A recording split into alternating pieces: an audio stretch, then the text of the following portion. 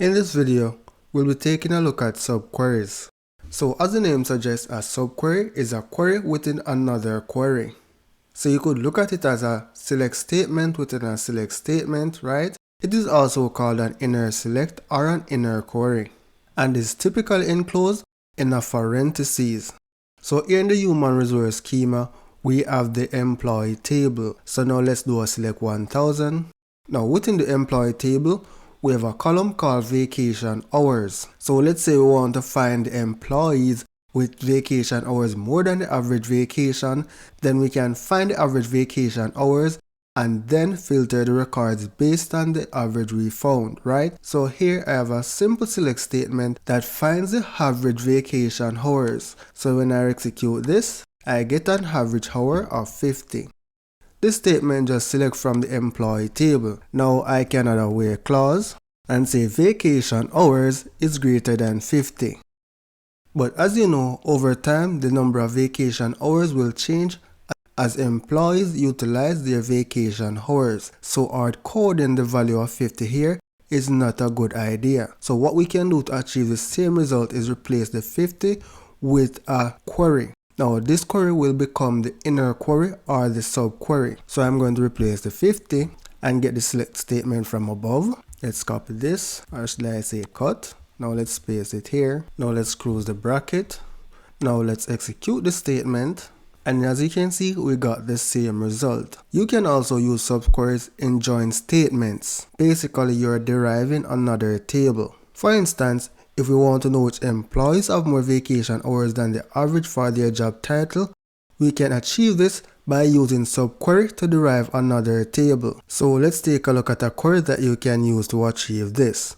So the first thing you need to do to achieve this is that you need to write a separate query to achieve the average vacation hours for each job title. So this query has returned the result for each job title. So as you can see, the accountant has an average hour of 58, account managers 57, so on and so forth. Now what you need to do is visualize this result as a table, right? So now you need to join this result set from the subquery with the employee table. So you will be joining on the job title. From the outer query, you can access values from the inner query. So you specify the alias for the table and then the column that you want to access. So here we are accessing the average vacation column that was calculated within the subquery. Now when we execute this statement, you get the result set with the accountant, the vacation hours which they have, and the average vacation hours for that job title. So we can add another filter clause here. So we are going to say and job title is equal to accountant. Now we will see all the accountants and their vacation hours that is over the average hour. So now we're just limiting the result set to accountants, right? So we should only see results for the accountants. As you can see, I have a red squiggly here.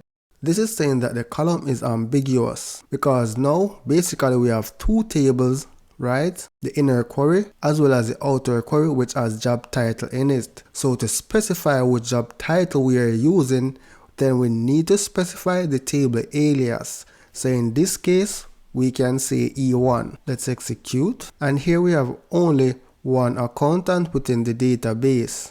Then if we change it to janitor, we should get more than one rows.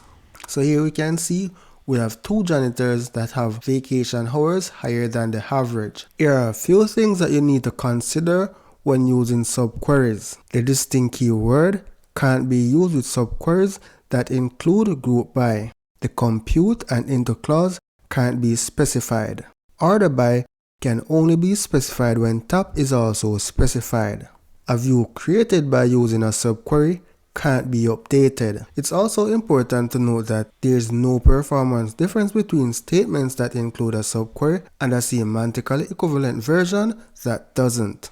In the next lecture, we'll be taking a look at common table expression, also referred to as CTE.